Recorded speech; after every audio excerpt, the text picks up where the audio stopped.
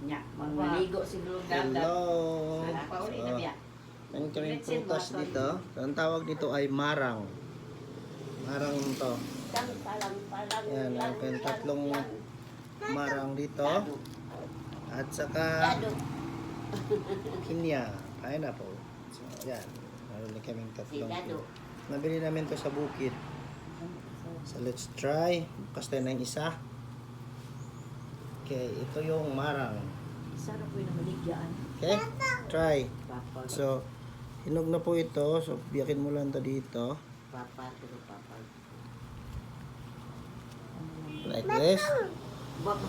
So, yan. This is, ito yung laman niya.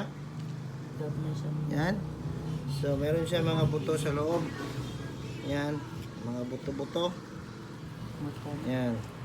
And then, yan. Smells good.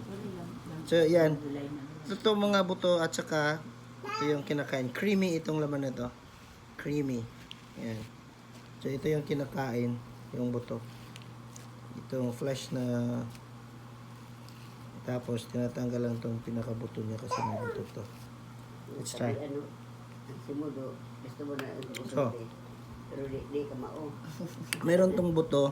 Tanggalin mo lang siya pagkain mo ng ganito. Dali na nakalito. Mm.